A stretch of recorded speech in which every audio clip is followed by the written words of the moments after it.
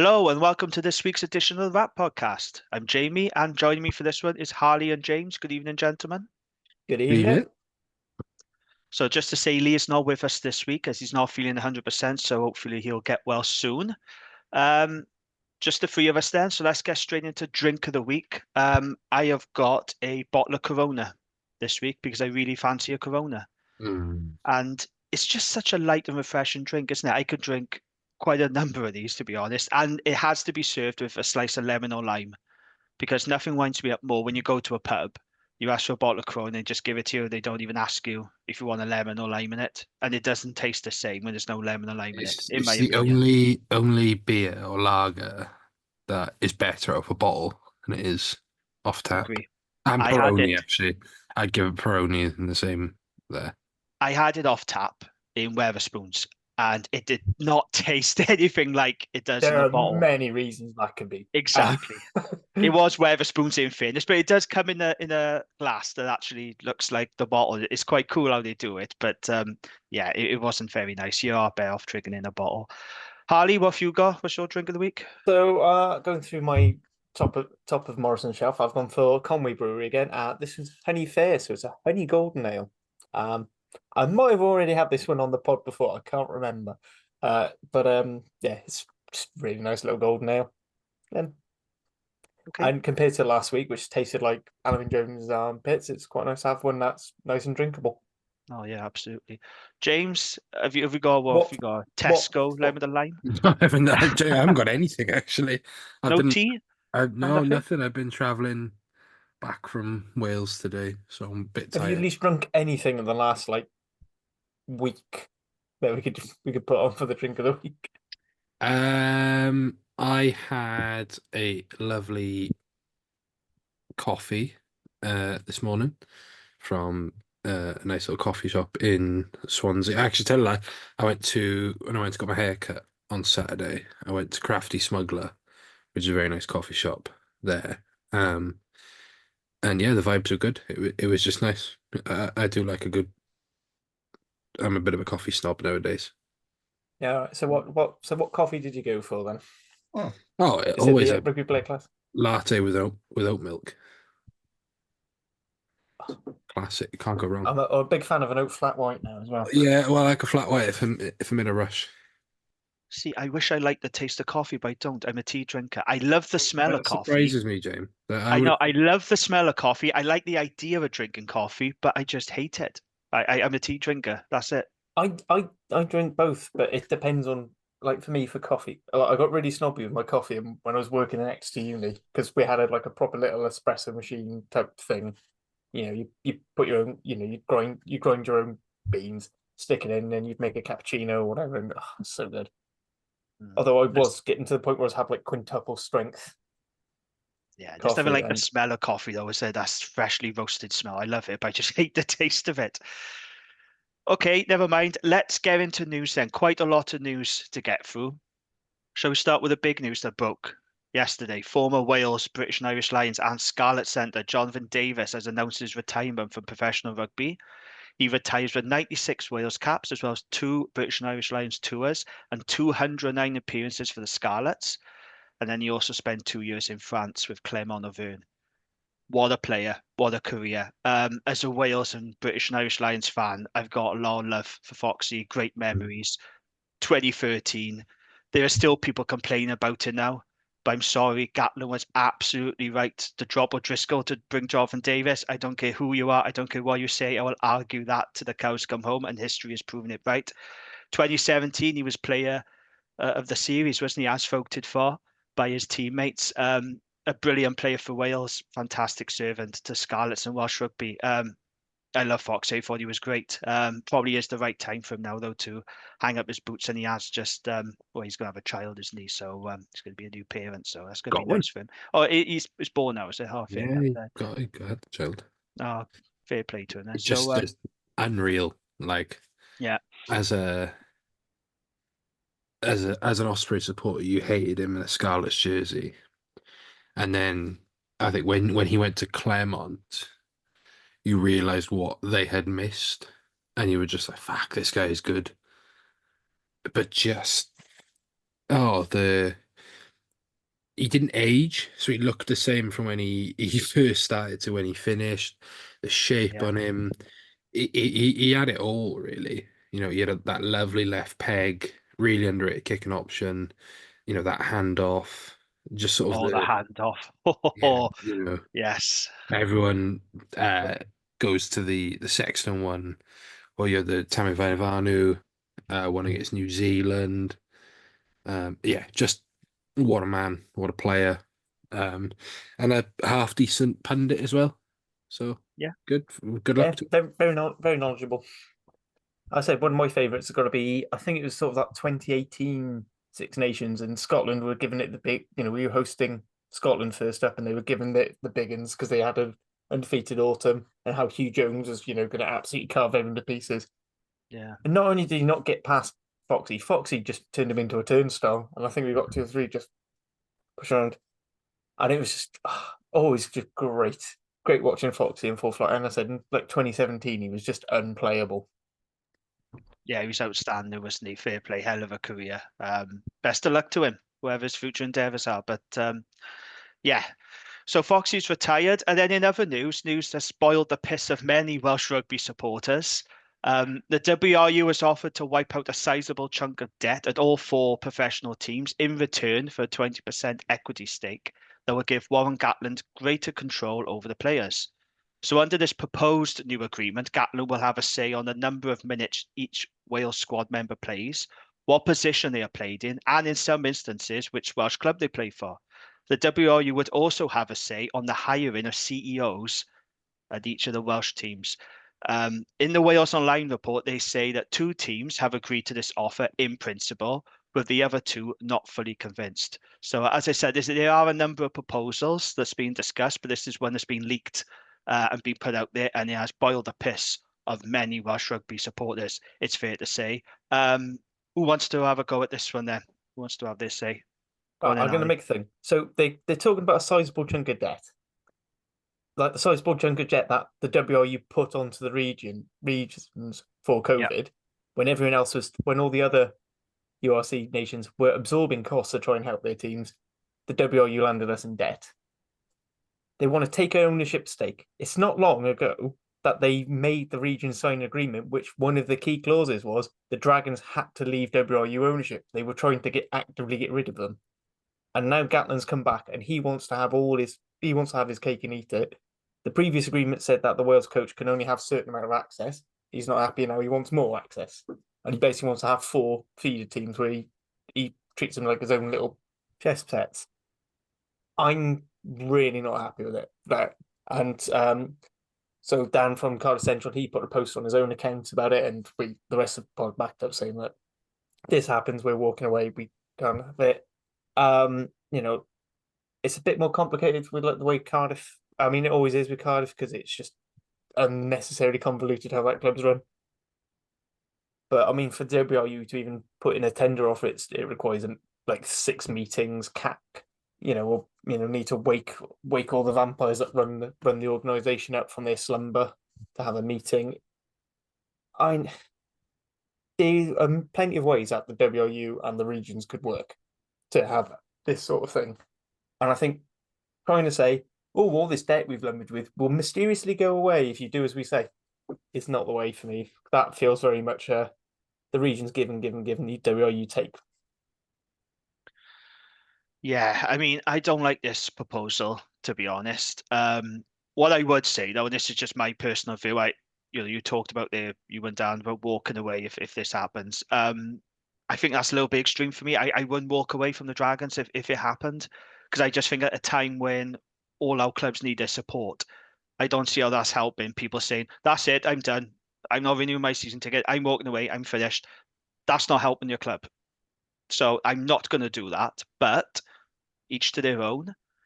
I'm not comfortable with these proposals, but if the Dragons, who are rumoured to be in favour, now Reece Blumberg has spoken about this on Scrum 5. I'm not entirely sure if he was talking about this particular deal, because he did say there are a number of proposals being discussed. So it's not really clear. I know BBC are putting on their social today, Dragons in favour of this deal, but I'm not sure if it's this particular deal or just a deal.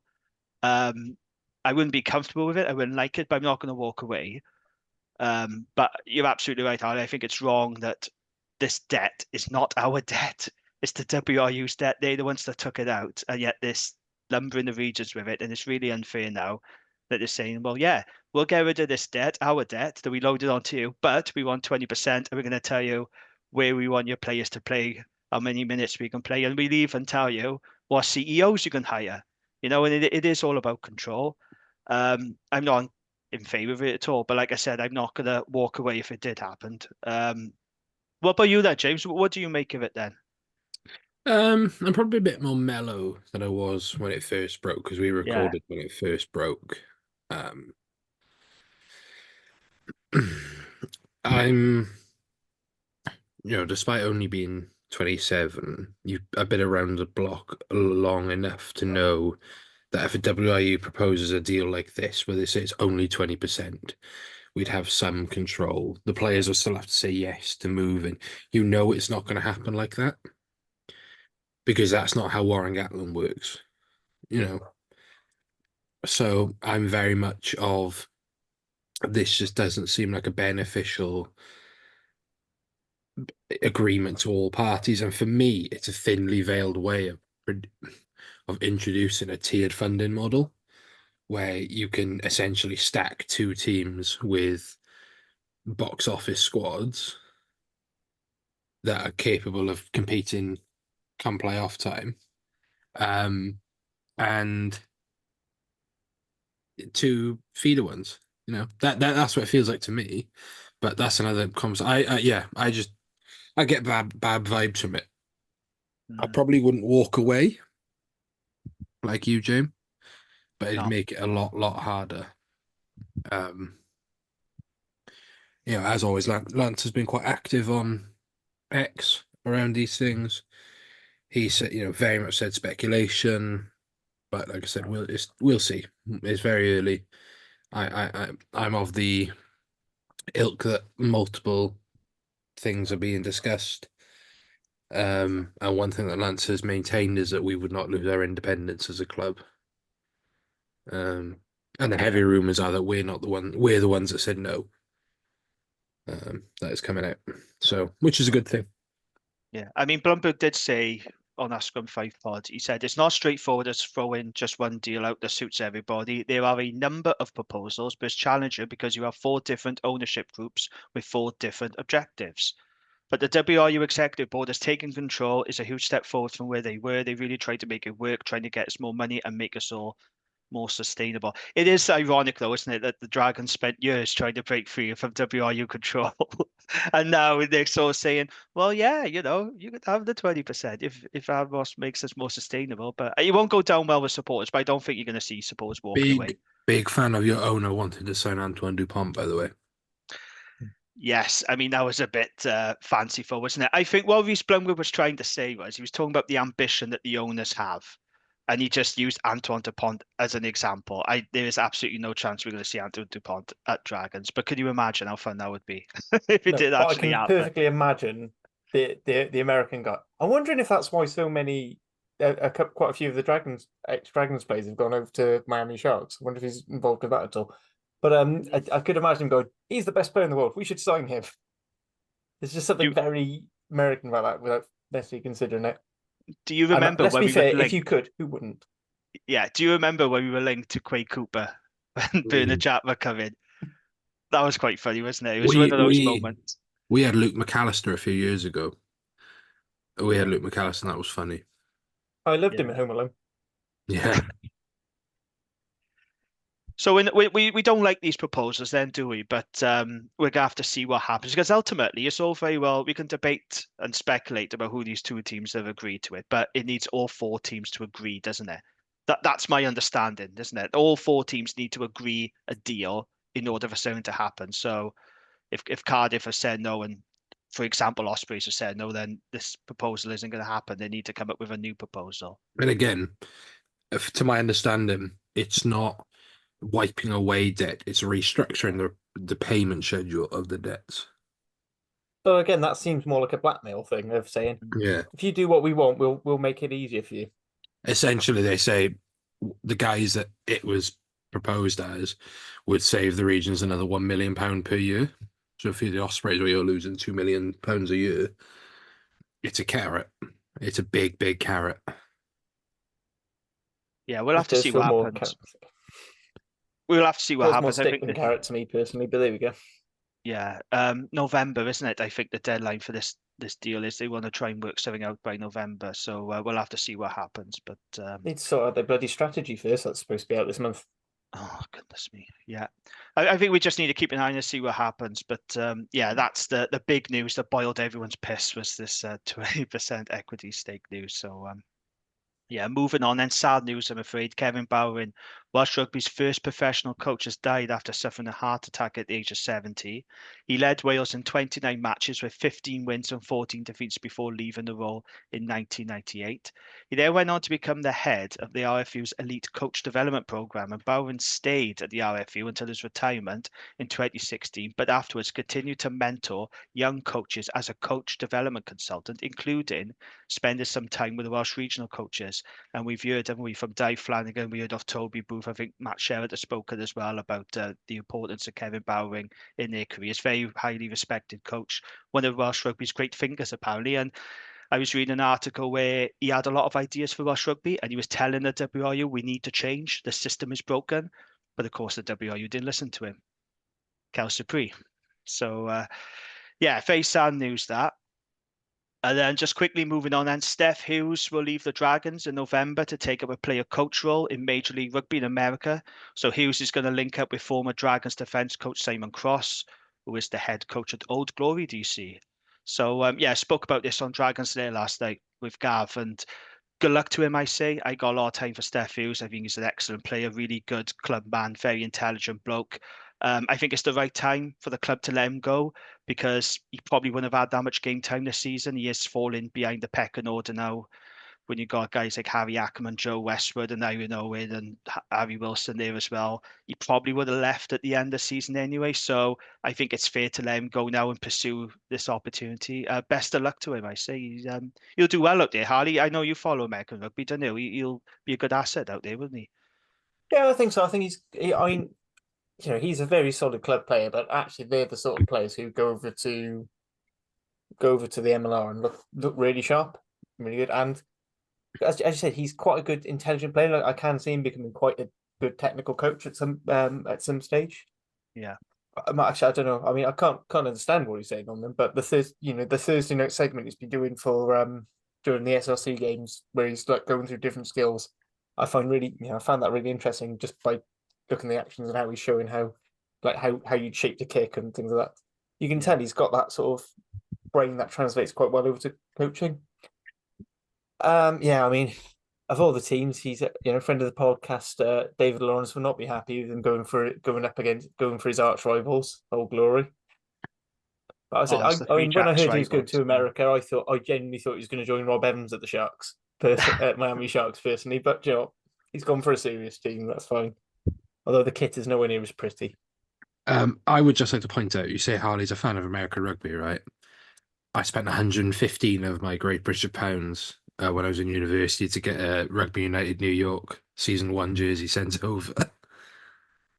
I was obsessed with that. Just means you're financially irresponsible. Not that you like American rugby. I love that league, right? And then my team went. It is a fantastic league, and now I support the Chicago Hounds. Big up, Chicago. Of course you support the Chicago Hounds because I supported the Jackals, and you just like to hate whatever you like to purposely position yourself to hate me. In baseball, I'm a Chicago White Sox fan, right?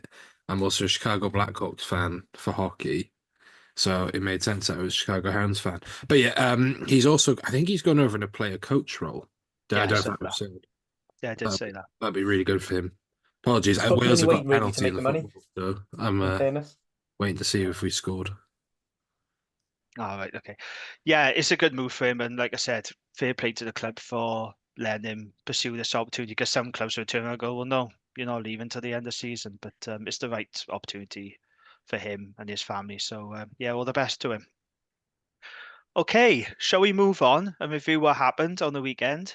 Started on Saturday afternoon, Cardiff 19, Scarlets 25.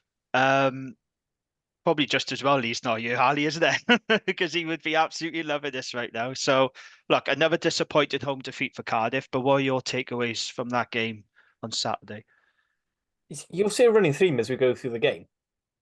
Neither team took their chances really, and they were both Mm. quite sloppy in attack. Actually, if you look at through all the stats, actually, it's relatively even. The weird one that stands out is Cardiff made 13.2 passes for every kick, which is like ridiculous. Like, you know, 5 is about test standard, and then the URC tends to be a bit between about 5 and 7, and then like 13.2 is like you're just passing the ball. And even when we were down, you know, we're only against 14 and 13 players, you could see because we're just so like in our head, we've got to get it wide.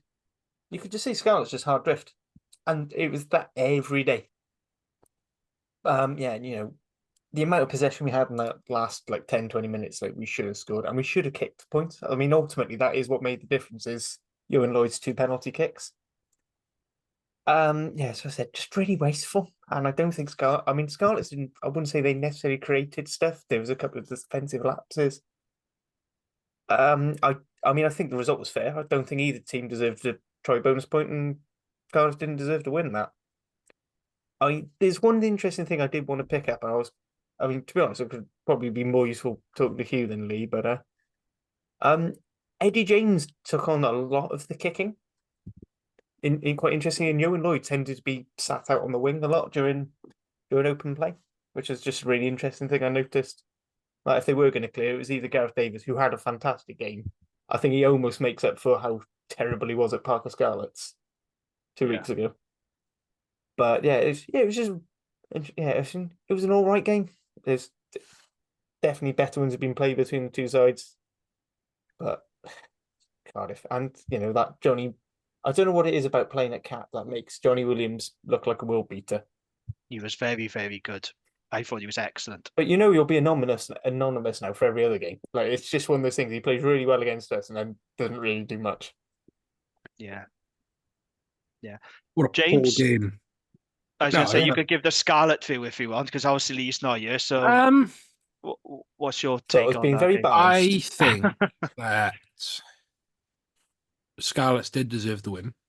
I think their discipline is still awful. I think Louse's yellow. I actually think he yellow carded the wrong person. I think Henry Thomas should have been on yellow carded.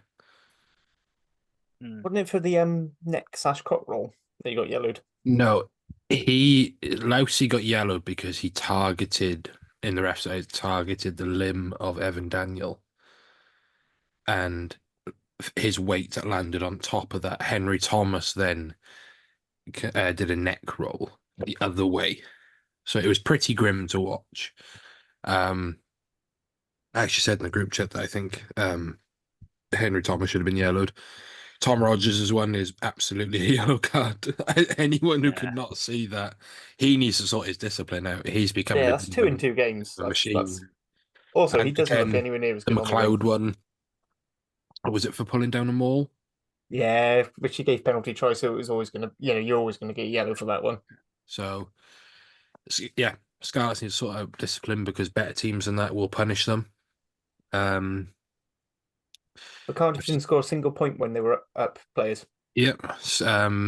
It's not. I'd like to caveat with like during that double yellow period, Scarlets did actually have a lot of possession for that. That was because Cardiff were really sloppy, and you know that Ben Thomas break where he needed to pull a little bit left just to give more space for Gabe Hemmer-Webb. Yeah. Brilliant try saver from Blair Murray, mind, but also like and very similar one on the other end of the pitch. It's a 5-on-2, and Mason Grady basically just arcs across, and he covers about 15 meters widthways, and then there's just no space then for the other players. And then we get turned over. It's really stupid. Sorry, James. No, sorry, I've been sent a bit of breaking news. Montpellier are interested in signing Adam Beard for next season and have made an offer already. Really? Yeah. What source is that? Is that Rugby Pass or something? Midi Olympique. Oh, All right, they're usually spot on, to be fair. Yeah. that's interesting. I'll come back to that. Yeah. Sorry, going back to Scarlets, Cardiff Scarlets. I Cardiff's defence remains a massive, massive problem.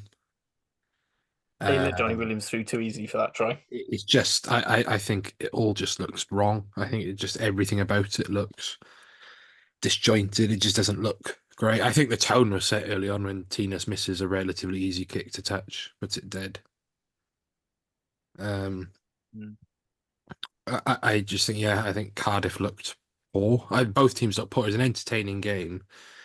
But yeah, both teams looked pretty poor. Just Scarlets looked a bit less, and they were a bit more clinical, especially in that centre partnership looked good. I thought Grady started really well, and he was anonymous by the second half. Yeah, I Um, thought that as well. He was really good in the first half, Grady, and then yeah, second really half was just great. I think went weirdly, I was missing in thinking the action. opposite. I feel like I saw more of him in the second half than the first. Mm. I Oh, said I don't know. I'll hands up. I didn't watch the game live. I was playing myself and getting my ass handed to me because I ended up having to play a half on the wing. More difficult than it Um, looks when you only play six. Um, but yeah, it was yeah. But I said I thought it was just wasteful, and I thought both teams incredibly wasteful. And I said this team, I think we can all agree, applies to all four teams. Yeah, let's absolutely. not tarnish your shit. We were shit in different ways, right? We'll come on to Um, you a lot later. You scored the exact same number of losing points as we did. but for Cardiff, technically they shouldn't be losing it, but No, they they can afford to lose it because they're on 12 points. It's they sit in what, fifth, sixth place? sixth Six. place, but it's You only going to go down. No, That's the but thing. We saw doesn't matter. Benton like Is you still in a better position than you were, right? so. I was talking with the Cardiff Central boys about this, and we are plus. Basically on based on equivalent games, we are +7 on where we were last season. However, if you look at the table, +7 does not change our league position at all because we are that far off the chasing pack. And this was another game that really we should have won. We didn't play well enough to win it, but it was a game that we needed to win to try and get that push up. Mm. And I said I am starting to worry, especially when I was looking at games like Ulster and Edinburgh, seeing how poor their starts the season, how much they're pulling it back already. Yeah. And that's after Christmas is not looking easy. I said I think in our first 10 rounds we have eight of our 9 home games. Yeah. All right, and then plus Judgment Day, if you want to be pedantic, it is technically, even though it's technically Osprey's home game, it's in Cardiff. It's a home game. Let's not fucking beat around the Yeah. bush. Basically. So Yeah. yeah, poor game. Well, entertaining but poor standards wise, I think. Yeah, I I think think that's that's fair fair. enough. Yeah, it's fair enough. I have to give a lot of credit to the Scarlets, mind. I don't particularly want to, but I have to because I thought they managed that 30-man period really, really well. Their defense was excellent. And that try-saving tackle on Gabriel Hamer-Webb, I mean, that was world class. That was There's an absolutely inch in it, and outstanding. yeah, And look, I perfect. know like a lot of Cardiff fans are putting the finger, pointing the finger at Ben Thomas. I get it. Yeah, he could have straightened it up. He could have given the pass a lot sooner, but I don't think that should take away from that tackle because that was genuinely world class. I thought it was outstanding, and that was it. That was the game there and then. If he scores that, Cardiff would have gone on to win, and I just I thought it think was you're right. outstanding. Um, it is slightly inexplicable not to score against 30 men. I thought Cardiff were trying to force it. We're about 12 or Well, 11. I know, but it felt to me like they were trying to force it. They weren't patient Yeah, enough, and I think Tom Shankly made a really good point actually on commentary. He was saying, good teams now know what to do in this situation. They know how to exploit the space and the gap. They know how to suck defenders in and create those gaps. And he said good teams will do that, but Cardiff didn't do it. And I felt they were trying too hard. They were trying to force it when actually they just needed to be a little bit more patient. but the problem was it was exactly how they were playing with 15 men. It was basically trying to get the ball as wide as possible. And the Scarlets knew that. So you could see Scarlets were taking a risk and leaving the middle exposed because they knew Cardiff were trying to get to the edge. When what Cardiff needed to do was actually tighten up a little bit and try and draw some people in. I said that second Harry Millard try, who I think if the game had stopped at half time, would have had man of the match because that half was just absolutely fantastic. Underrated player, Harry Millard as well. Very good club pro. But you could see like they were trying so hard to get to the edge. all Scarlets had to do with blitz was basically hard drift to the edge, and then they were containing it, and they beat us on the floor. Like we got complete, like we really missed not having an Ellis Jenkins or a Thomas Young. Then Thomas very good at chopping people down, but we didn't really have an out-and-out Jekyll threat. And Dan Davis and Josh McLeod had an absolute field day. 2 turnovers each. But turnovers where they were needed as well. So it's not like they were just turning over, like, you know, they were on the line and all sorts. And, you know, they forced so many errors out of Cardiff. But as I said, I didn't think the Scarlets particularly attacked well either. So I said, They I were don't think clinical, though. Scarlets. I think that's the difference between Scarlets and Actually, if Cardiff. you They were look at it, clinical. they were more clinical than Cardiff, but still not very clinical. Actually, if you look at points per 22 entry, Ospreys did better. But they were clinical enough. And I said the key thing, I was talking to Hugh just before coming on air. I said the 2 key things are Scarlett's far better at the breakdown. Yeah. And they took points when they were on offer. All right. Lewin Lloyd missed one of the three penalties, but he got 2 of them, and ultimately that was the difference. And Cardiff had lots and lots. I do wonder if that's an issue with the goal kick, Sheedy and De Beers goal kicking in the past. And maybe they're now just trying to back them all and hoping the ball will work and scoring 5 because they're not sure they would get the 3s. Okay, so who's Cardiff's best fly half then, Harley, at the moment? De Beer or Sheedy? Who are your best halfback combo? That's more of an interesting question. Who are Cardiff's best halfback? Do you know, I don't know, because I think you had this typical thing of halfbacks having a terrible time. The new halfbacks come on and it makes an impact because they change the game. I think the big thing for me is who's the goal. The biggest question is who should be goal kicker. And for me, I'm going to go with Ben Thomas because I think he's far more accurate than either of the 2 fly halves we have. That's not to say I want him at fly half, because I actually think the way he plays as a playmaker at 12 works really well for Cardiff. But I think then it doesn't necessarily matter whether you have De Beer or Sheedy. They both have different attributes. Like De Beer is a lot more physical, but she's got probably that better pass distribution game. And both can work quite well. The big issue is again goal kicking. And for me, with Sheedy, I do think because he's a confidence player, you see sort of things, the same sort of thing happen at Bristol. It only takes 1 or 2 narrow losses for him to have like a slightly bad game, and it sort of drops, and it takes a lot for him to get back up to the heights we've seen him, and that's the worry. So if he hasn't gone over that. Okay. I thought it was an enjoyable game. Good to see another full house in Welsh Rugby. Credit to Cardiff, you know, the marketing department. It is nice to see. I think that's a massive win for the Scarlets, actually. Huge for them. They showed a lot of character, a lot of guts in that. You got to give credit where it's due. The only problem is for them now, they got the Bulls coming to town. And Right, that half the leaves players us are on. suspended. You'll be all right. Well, yeah. I was going to say, because I think it meant more for Charlotte. I think the win meant more for Scarlets than it would have for Cardiff.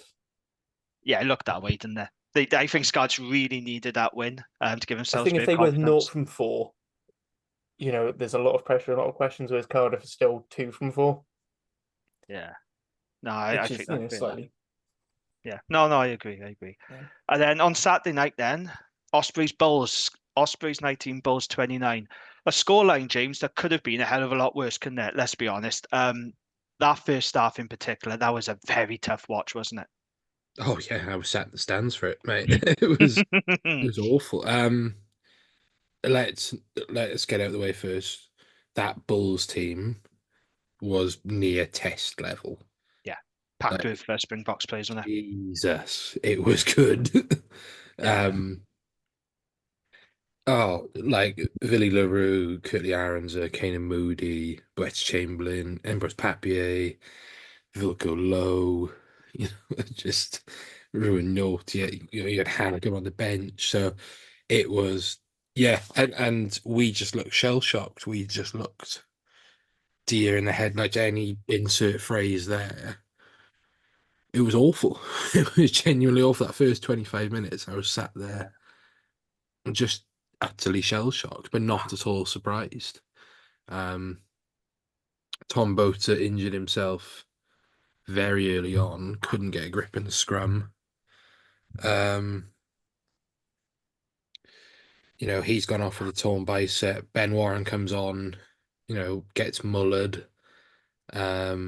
Who I don't think it's a reflection on Warren as a prop. I think Warren's a very talented prop. I just think that when you're coming up against one of the best club front rows in the world, anyone's going to have a tough time.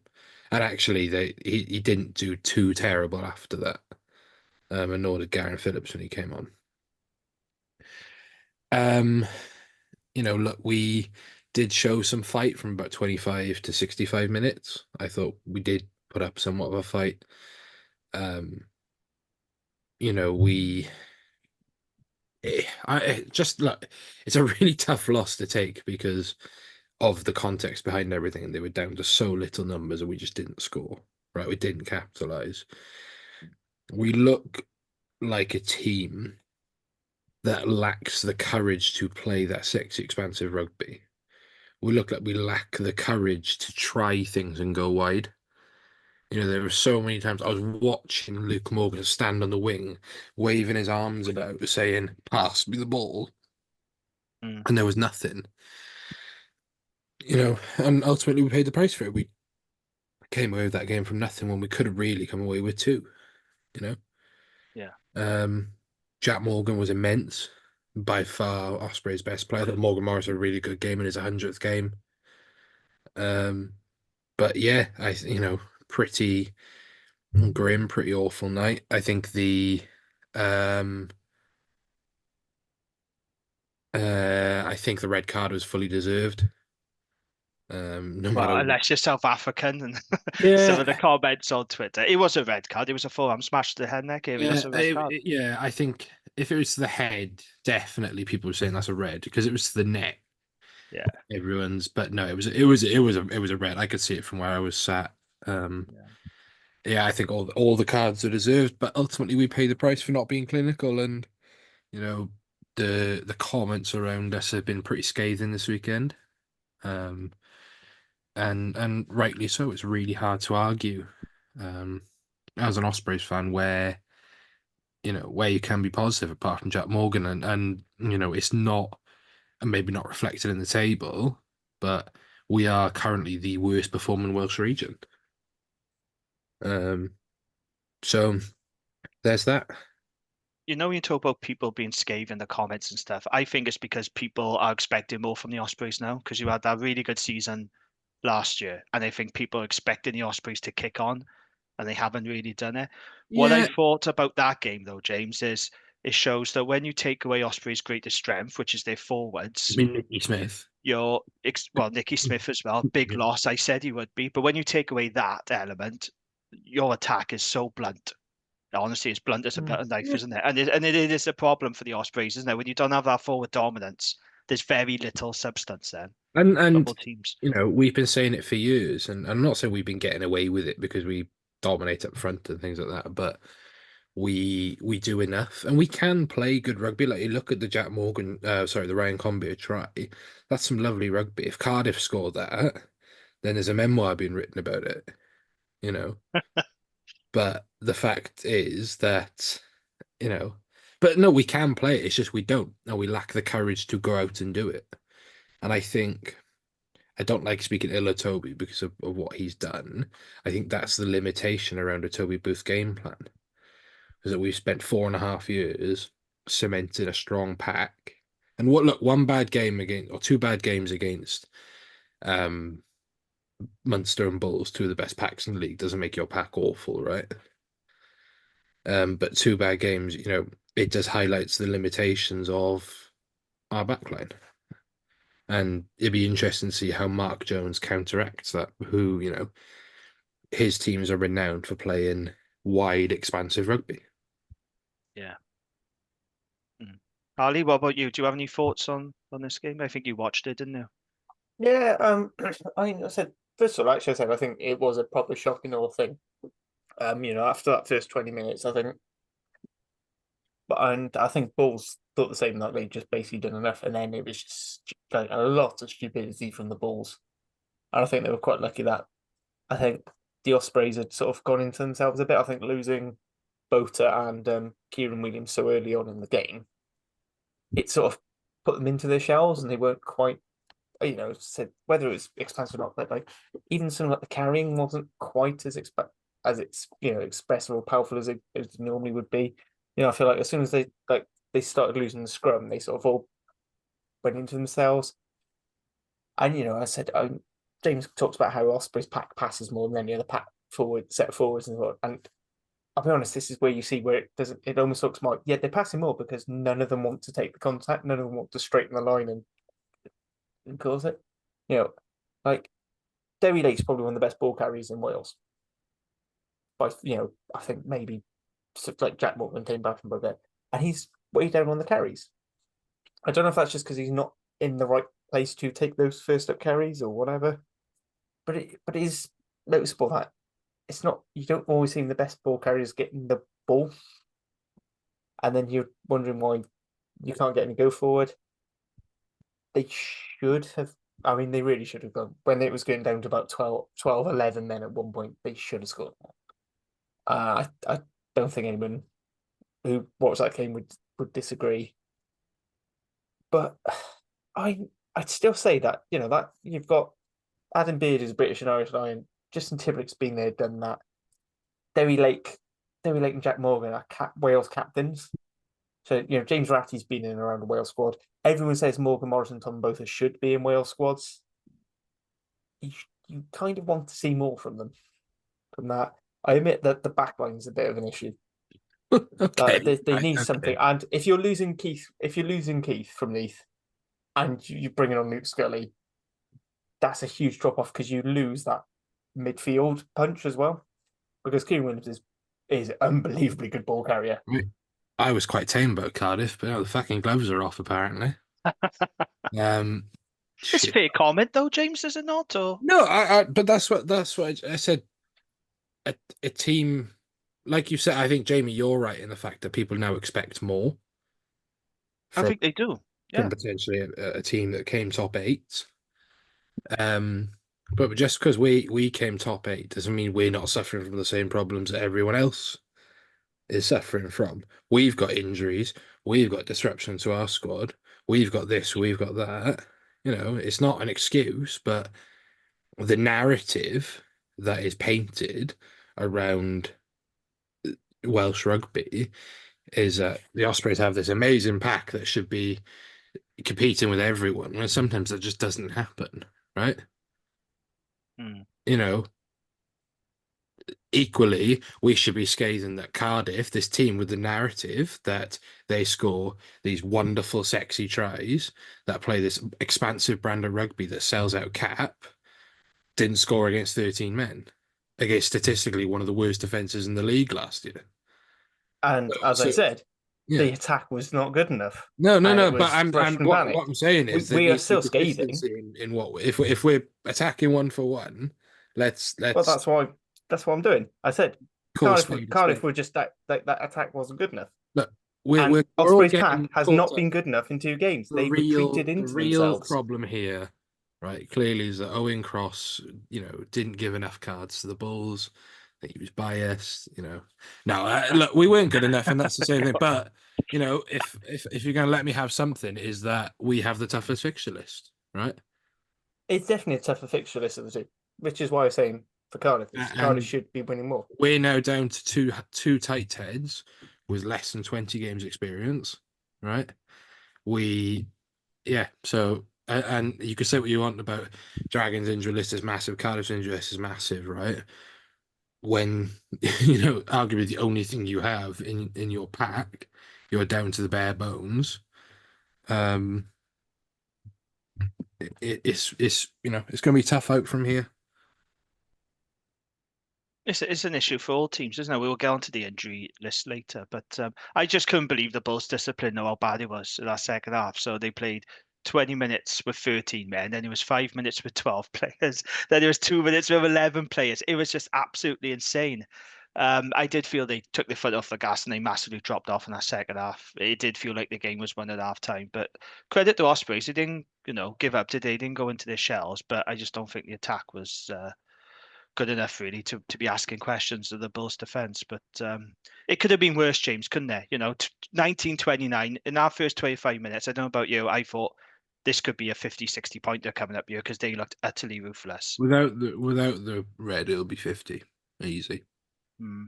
I'm not even joking. It would. I'm not sure. I'm not sure it would, because I think the Bulls just basically forgot. They just basically went, "Oh, the game's done." I They saw only it. started looking like they were doing anything when Osprey started scoring. I saw it in the again. stadium. It was. They just.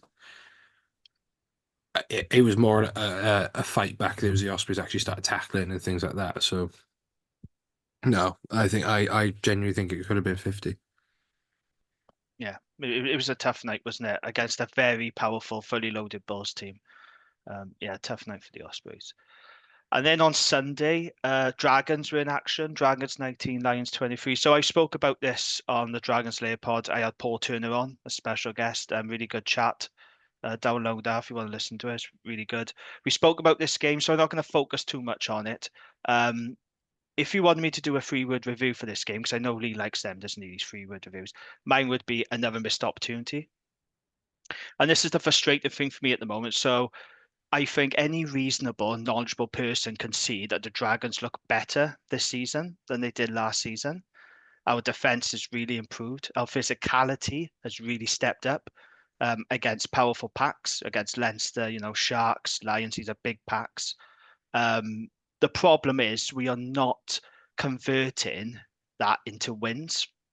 And I do think we'll get to a point where our season will probably end up like Cardiff's was last season, where we're not winning, but we're competitive and we're picking up match points, which would be an improvement. But it's very, very frustrating when you know those games are in your grasp and you should win them and you have the opportunity to win them, but you don't.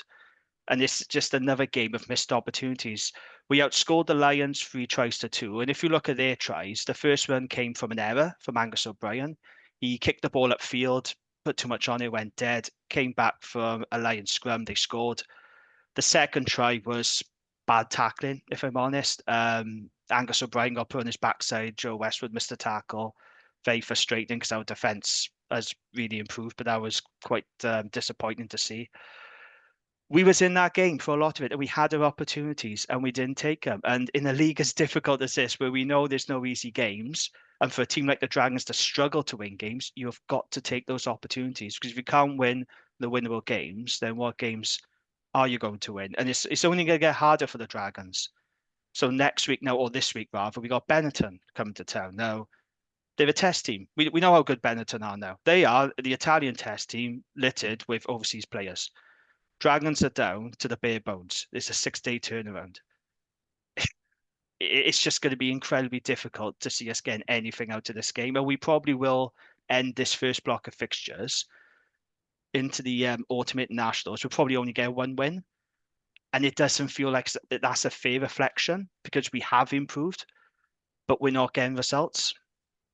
The goal kicking is a concern. So against the Sharks, it was 10 missed points from the tee. Would have won us the game. On Sunday was 5 missed points. I'll let Will read off because he is young and goal kicking is clearly a work on for him. But Lloyd Evans has got to do better and he should be doing better. He's very experienced. And he's not just missing goal kicks. No, he's missing straightforward, easy goal kicks. And it's a real concern. Now, a lot of fans are asking why Angus O'Brien can't take the kicks. Dave Flanagan explained that he can't because of his abductor injury. So I'm sorry, but Lloyd has got to do better because it's killing us now, these missed points. I just found it very frustrating coming away from a games where you know you should have won, but you haven't. In terms of positives, I thought Tane Basham was brilliant again. He's doing his Wales recall chances, no harm at all. I don't know if he'll make the squad. There's been a lot of talk about him wanting the 7 jersey, but the competition there with Jack Morgan, Tommy Raphael, it just makes it difficult. I still don't know whether he's a 7 or an 8. It's difficult, but we'll wait and see. I thought Brody Coughlin again was excellent. I love to see him get a call up. His defense is outstanding. I thought Cam Jones did all right. James, off the bench, Gav did say he had a couple of tough scrums, and he was complaining at one point. There was a scrum right in front of me, and he was being pulled down, and he was shouting to the officials, going, "He's pulling me down! He's pulling me down!" like that. And you could see what he was doing. But Gav's, he knows a lot more than I do because he coaches and plays. He said that he was very clever with his bind. He knew what he was doing. It was legal. But yeah, he's a big lad. He's a big unit. There is potential there. I thought he did okay. But yet again, our bench didn't make a difference. When you look at our win against the Ospreys, it was our bench that won it for us. And in these last few games, our bench isn't making an impact.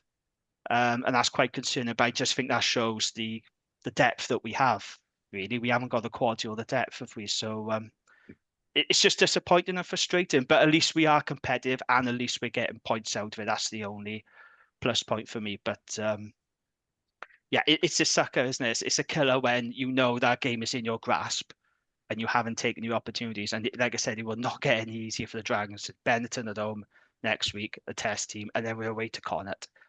And it does feel like Benetton is a must-win on Saturday night, but the odds now, well, it's I think it'd be a major upset if Dragons beat Benetton on Saturday, given the injury list we got and the quality of Benetton, who walloped the Sharks last week. So that's my take on the game anyway. Positives to take from it, but ultimately frustrating and never missed opportunity. I don't know if any of you want to comment on that game. That's a quick point. First of all, be careful what you wish for, because you spent all of last season saying you wanted to be more like Cardiff. Getting losing bonus I know, but it is still an improvement though. If you look at where we were last season, where we weren't competitive, we're not getting match points. So I know what you mean though. Yeah. I know that I was thinking more, like the curse of Genie's wish type thing. Of, I know. Yeah. Oh, we want to be more like Cardiff. Fine, you can lose every game, but you can get a losing bonus point. Yeah.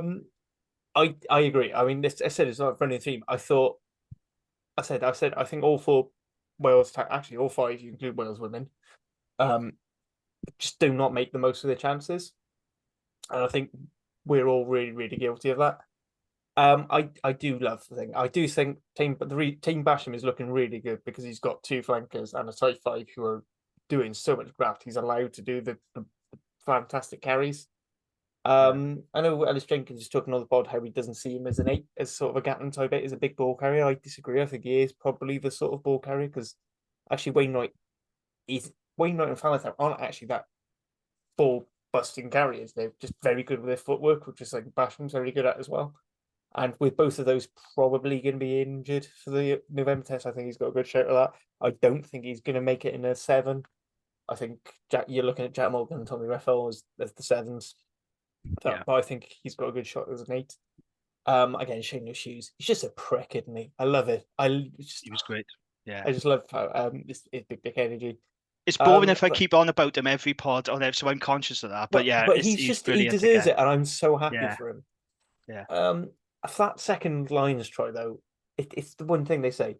Lions have got a very piss poor attack, but if you give them a good counter attack opportunity, they'll tear you to shreds. And that's exactly what it was. There was a loose kick. I think it might have been Angus O'Brien. It was either Angus O'Brien or Lloyd Evans kicked. And they just cut through, and Dragons just weren't prepared enough for that return. And I mean, you kind of looked at it as they were doing their final, quite similar to Cardiff and the Ospreys as well.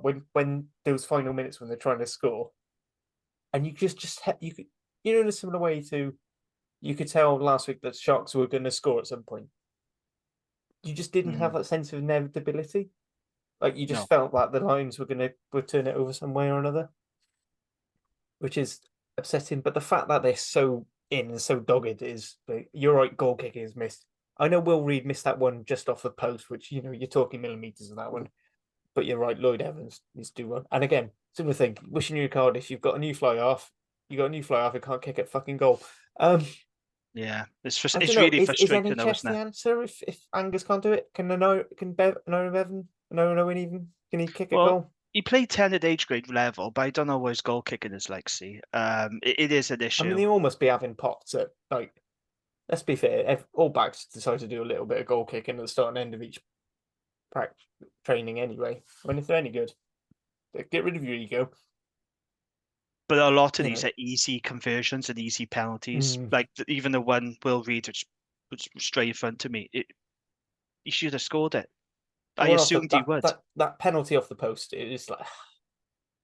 But I said I think yeah, Lloyd Evans got hooked just before that, and he missed an easier one, and yeah, it's not good.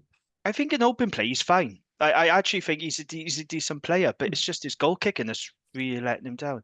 It's what I've been saying about De Bianchini. Take the goal kicking away from him, let him do that bit. There's Yeah. nothing wrong with that. No, I mean, it's fair. again, go back to the women's game. Helen Nelson of the Scotland women's.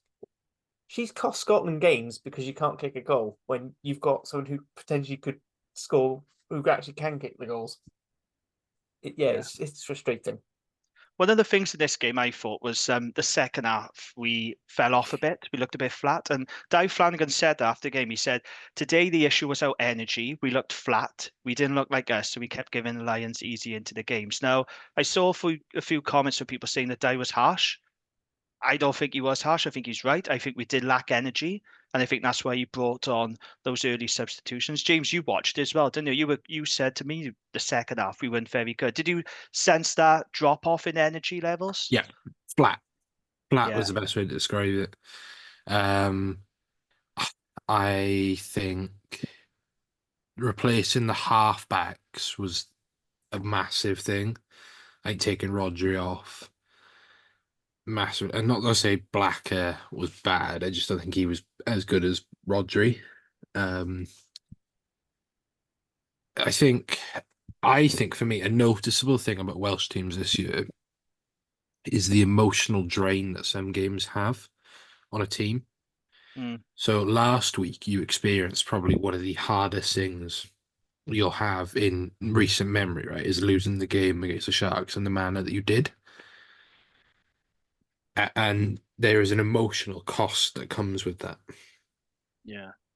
Because actually there's a creeping doubt in your mind.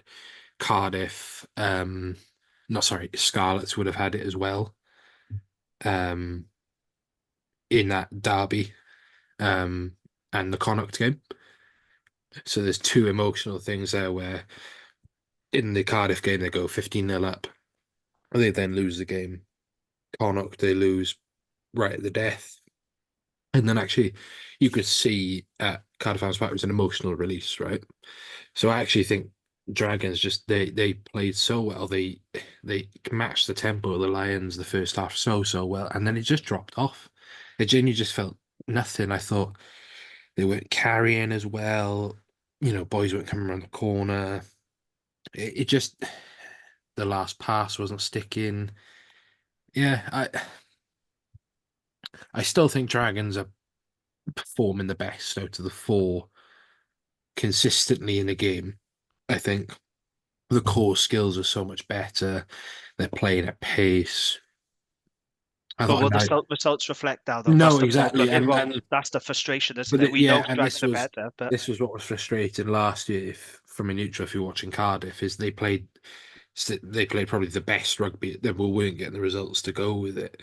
Dragons this year, I think they've got genuine threats all around the park. You've got, you know, when Leon Brown's on the carry, I think Brody Coughlin in defence. You look at Ben Carter. I think Matthew Screech just having a quietly good season. he did well again. I give Um, credit was due.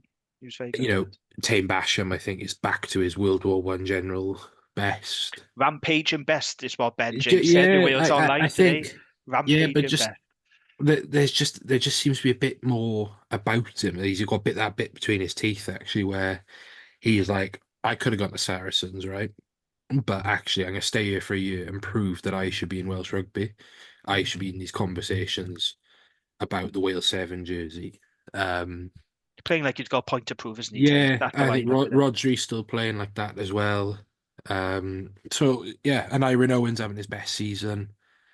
I thought he was fucking excellent. Every time I watch him, I'm just like, I wish the Ospreys had an Iron Owen. Squidge Rugby tells me all the time when we speak Honestly, about it. every time the Yeah, Dragons play, there's a message in our group chat saying, I wish we had an Iron. yeah. So I do think I don't think Dai was harsh at all. No. And I think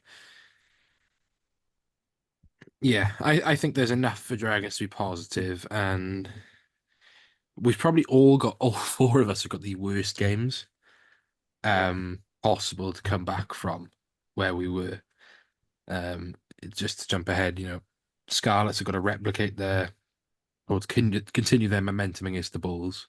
We've got to go to Ulster on a Friday night, which might as well be a foregone conclusion now. Cardiff have got to go to Edinburgh, and you're hosting, the Italian team with Malachi Fekitoa and Jacob Umaga, And so like 20 odd players. It could yeah, be Ignacio more this Brex, week. Yeah. Meloncello.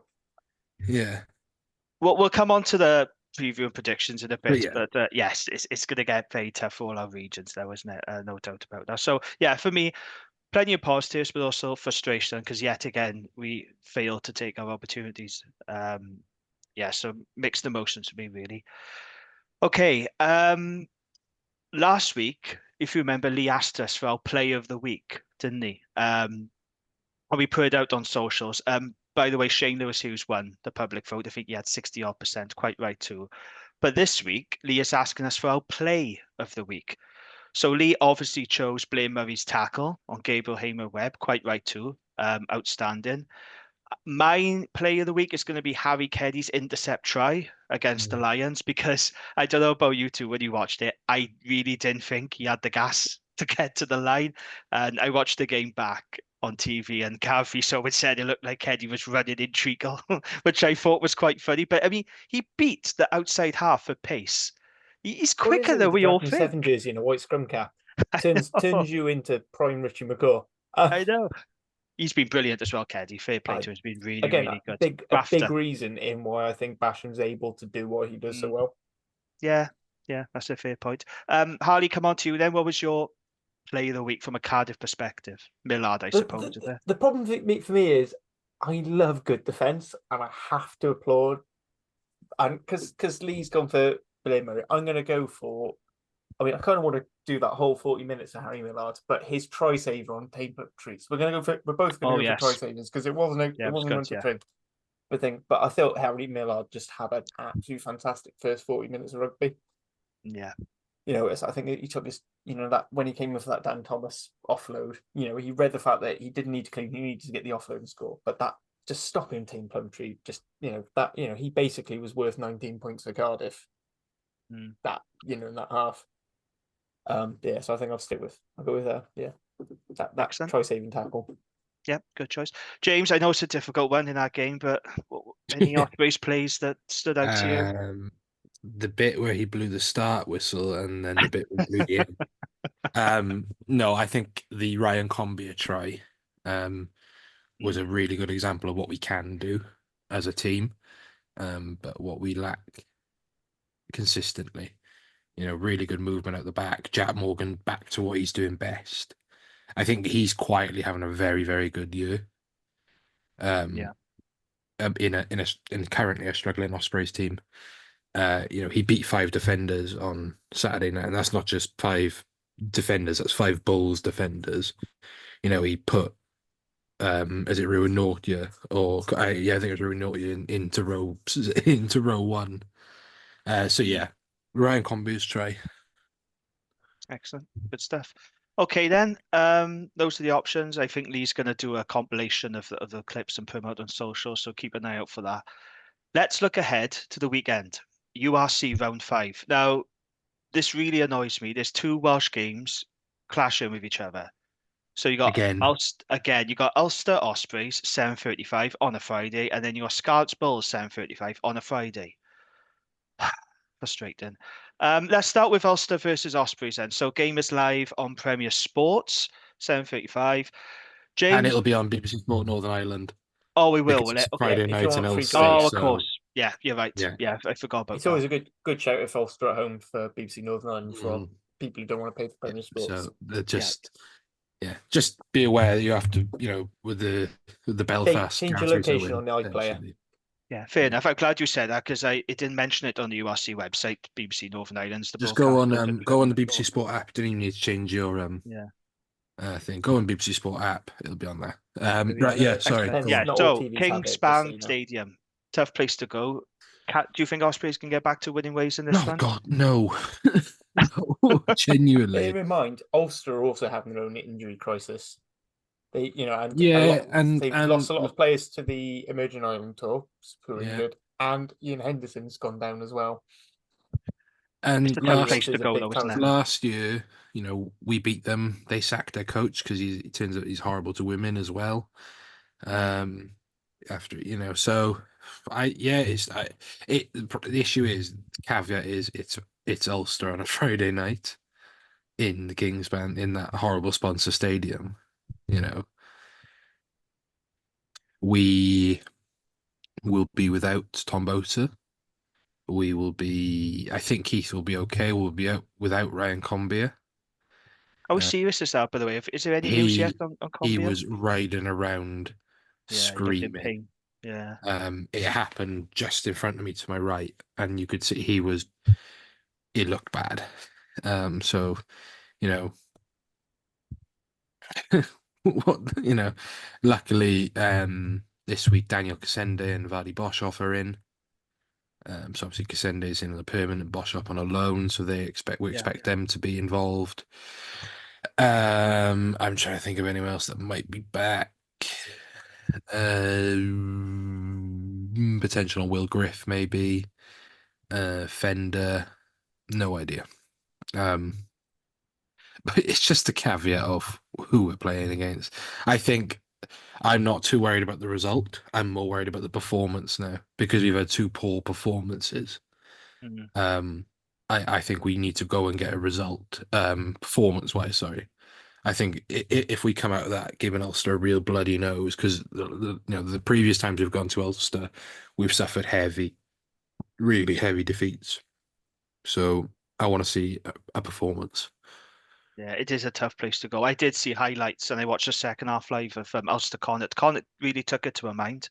I know they had a red card, but I don't think Ulster are as sort of invincible at home as they used to be. I do think they are beatable at the Kingspan, but it will take an almighty effort, won't it? Because it's just the crowd. It's everything. It's a very, very hard place to go. Awful.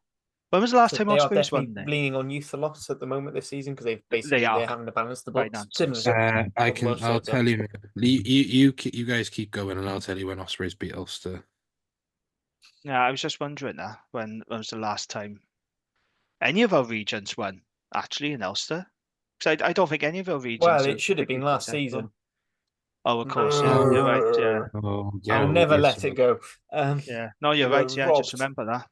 Yeah, royally robbed. Yeah, I can't. I don't really have much more to say for Ulster Ospreys. Do you want to move on to the next one? yeah. Other than Yeah, it's going to be a tough one, isn't it? I think yeah, we it's can gonna all be tough. agree that.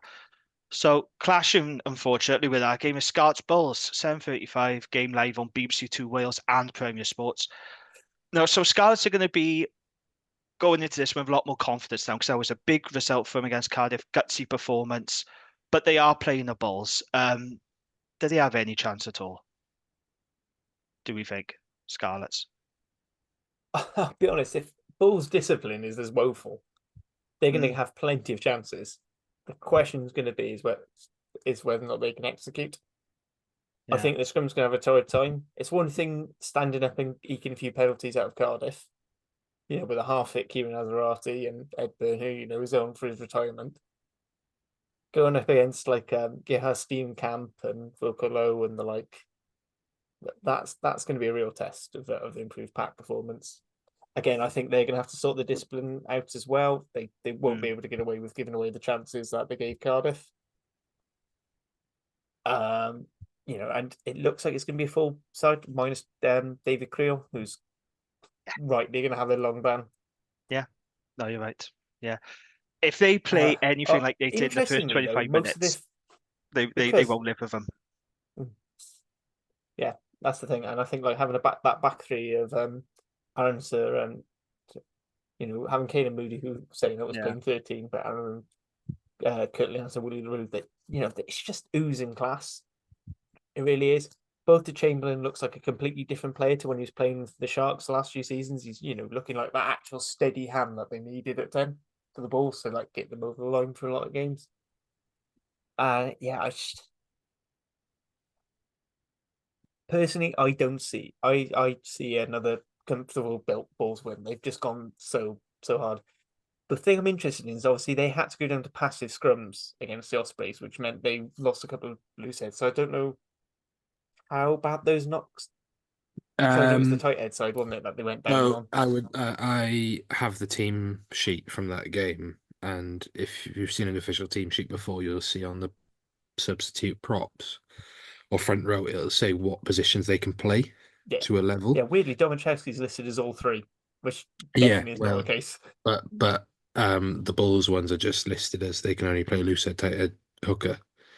That's very So- interesting because I know they definitely can do more. But it's also a case of safety as well. If you're shagged Yeah.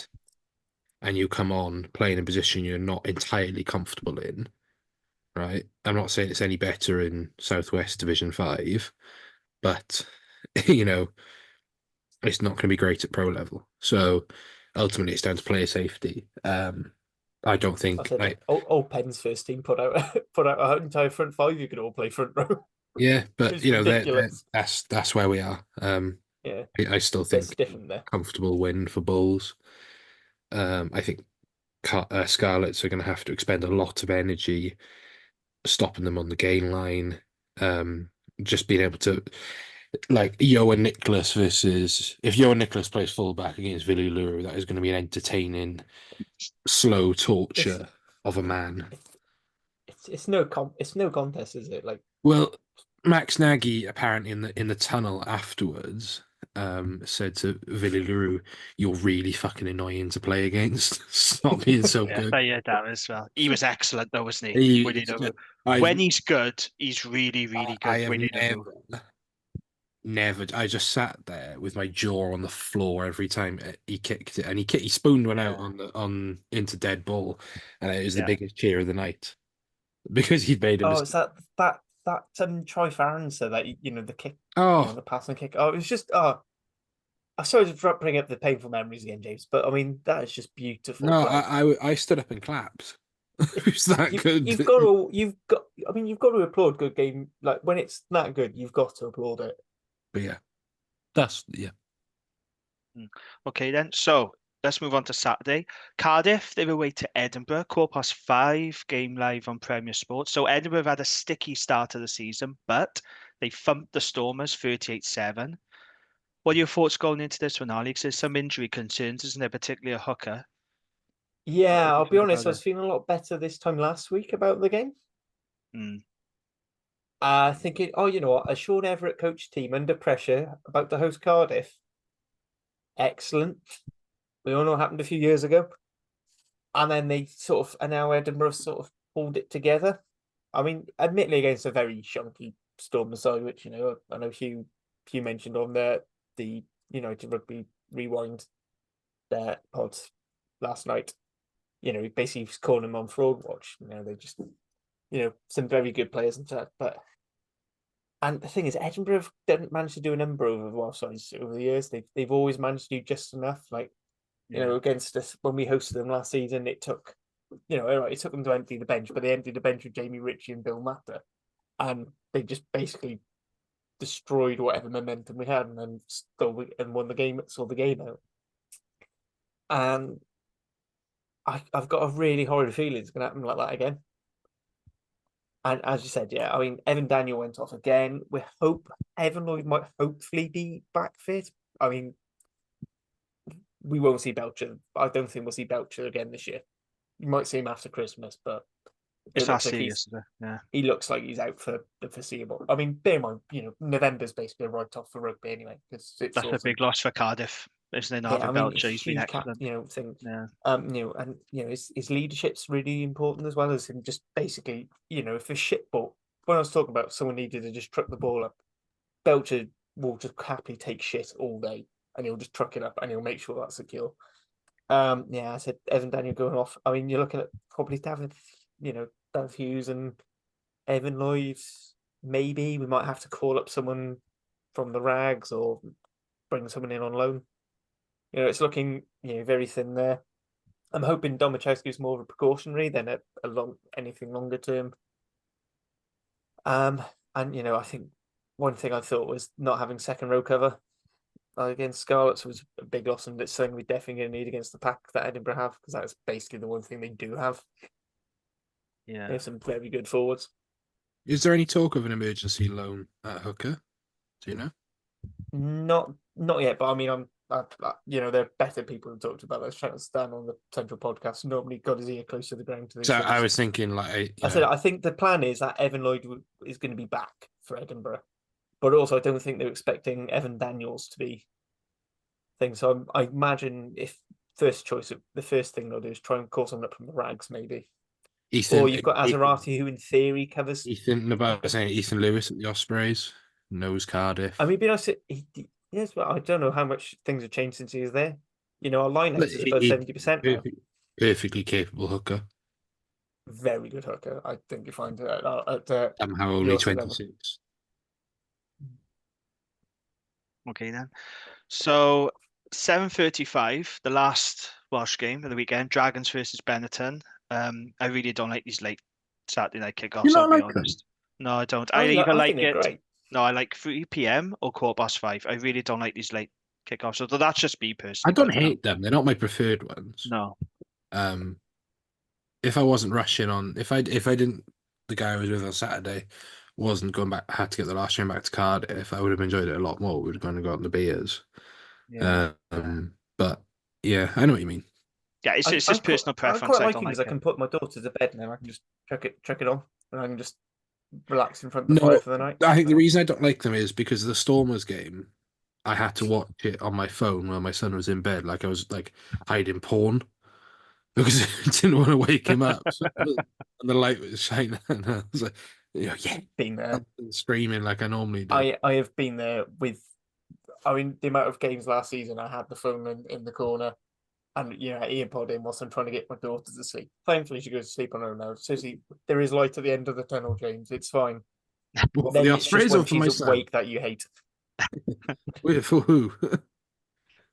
Yeah. Anyway, back to Saturday, back to Dragons Benetton. So, Dave Flanagan, I read his comments in the Argus. I don't know if you guys saw it. He said, "We're very skinny as a squad. We have a 6-day turnaround to play what is arguably an international team at Ronnie Parade. We have to be really smart with how we do our work this week because we are down to the bare bones. There's no other way to describe it. I'm dreading seeing the injured list on Friday when the team gets announced. I think it'll be a hell of a start if we beat Benetton, quite frankly, with our injury list and the team they'll bring to Newport, because they will bring a fully loaded team. They've had a tricky start of the season, but they did beat Sharks 38-10. Or some people might say it's only Sharks, but still, big win for them. And they're going to come down here full of confidence and probably expecting 5 points. I'm giving up trying to figure out who's going to come back in for this one. I keep saying it every week, but I really want to see Steve Cummins in the side now. Yeah. It's really getting on my nerves because every week Dai's like, yeah, he's close, he should be available, but he never is. So hopefully he will be. Aaron Wainwright is not Hope he's deemed on a safe. Hope he's not on like a flat rate. I know it's really annoying, but Aaron Wainwright wanted to play a game for the Dragons before he goes into Wales camp. That's what he's told Dai Flanagan. But Dai Flanagan said, no, we're not playing you for this one against Benetton. It's not safe. Like I said, I don't know who's available. Should he be willing? Should he be going to Wales then if he's Well, I just think saying that's they never want to keep stopped him in happening cotton before? ball. Yeah, they want to keep him in cotton ball, and that's what that is. Yeah, I've got very low expectations for this one, as you could probably tell. It's going to be very, very difficult. Like I said, I think it'll take a huge shock if Dragons beat Benetton. But well, we'll come on to predictions in a bit. But I haven't got much more to say about it, really. I need to see the team. I need to see the injury list. It's not looking good when your coach is already saying we're only 4 games into the season, mind, and he's saying we're down to the bare bones. It's worrying. And it is across the whole 4 teams. Those Scarlets don't seem to be having the injuries, do they, that the other Welsh regions seem to have. They're getting off a bit lightly, I think, but the rest of us, Cardiff, Ospreys, Dragons, are Clearly really ducking out of struggling. tackles. That must be what it is, yeah. But I just think it's really concerning 4 games in when your coach comes out and says, yeah, we're down to the bare bones. That's just a result of reduced squads and, pay cuts, unfortunately, across the board. So very, very worrying. Anyway, let's move on to predictions. Now, Harley, can you give us an update on the Predictions League, please? Yeah. So it's quite tight. I had an absolute shocker of a week. So it's a loud thing. So currently we've got James in 4th place with 27. Then it's you, Jamie, with 31. Then a little bit jump up to me on 34, and then Lee. Like it truly is the end times. Lee is in the lead with 35 points. How the hell has that happened? He's normally shite at predictions. I think he's just been picking a lot of like by one. Yeah, it's ridiculous. Like what was it? He picked Scarlets by 12. They won by 6, and he picked Dragons by 2, lost by 4. Picked Bulls by 5. So I think like he was the only one who picked the Bulls win last season. So that shot him up. But like I picked Cardiff Ospreys and Dragons all to win, so that just properly shut me up. Yeah. Okay, fair enough then. Yeah, and on the WRAP prediction league, it's still the same guy at top, and I've dropped down to 10th. Lee's still way behind. Although I'd like to point out, I completely forgot to do round 3. So no wonder I've dropped. Okay, so Yeah, Lee told you his predictions, didn't he? He sent them in to Yep, you. So what he predicted? So Lee has gone for Ulster by 8, Bulls by 10, Cardiff by 5, which is fucking fanciful, and Dragons by 10, which I think is even more mad. What's he on about? He wants to get back into the bottom, I think. And then I'll just do mine now, just so out of the way. I've gone Ulster by 5. I think Bulls by 15. I think Edinburgh will win by 6. To be honest, probably more. I have given Dragons the slimmest hope. I think just by 2. I've just got a weird feeling about Benetton this season, just really disappointing and not winning games they should, or taking their eye off the ball. Right. Okay. So my predictions are Bulls by 15. I've gone Ulster by 5. I've gone Edinburgh by 7 points, and I've gone Benetton by 10. Yeah, so those are my predictions. James, what are your predictions then, mate, for the weekend? Ulster by 7. Bulls by 12. Benetton by 6. Edinburgh by 4. Close one. That's a close one. Okay, there we are then. There's our preview and predictions. I think that's it, isn't it, gents, for this week? I think you're right. Excellent. That's a wrap then. I can do the Wales women bit if you want, just to yeah, please go on. Yeah, because they did. We are going to record this week, but the Wales women bit is we beat Japan very unconvincingly. And I mean, Philippa Tutti said it best on Scrum 5. Something needs to change, which is something we've been calling for a while. John, as he was called all the time through the coverage of WXV, is just clear. John Cunningham needs to go. John That's quite funny, actually. John Cunningham. Okay, well, we better promote the feeder pod. So I've already mentioned, man, we have Paul Turner on the Dragon Slayer pod. A really good chat about his career, about his role at the Dragons at Amptill. There is some Anglo-Welsh League chat in there, because I know some of you like it, some of you don't. But we keep, when we have a special guest on, people always ask us to ask the guest about Anglo-Welsh League. I find it quite tedious. But, so I've heard a little bit of his chat on the Anglo-Welsh. But I thought actually he's really fair and balanced with how he discusses it. Yeah, he is. And he's in the thick of it as well. He's coaching in England, so he probably knows a lot about what's going on. He probably has contacts and knows what's being discussed. So it was a very good chat. He's a really nice guy, actually, Paul Turner. What about your feeder pods then? Harley, Cardiff Central this week? You recording? Any guests? I've got a feeling it's going to be one hell of a rant by Carwyn, based on what he was saying on the messaging, and he's pent up from Glasgow as well. Right. And I said we're going to do a WXV wrap up. So basically, just sort of talking like all our best bits from the whole tournament for the Bunch Pod. That will be recorded Thursday night, so out for your inboxes for Friday. Brilliant. What about you, James? Ospreys EV podcast. Have you got any guests? Anyone from the Ospreys? I haven't. I've been on annual leave until today, and that includes from pod related things.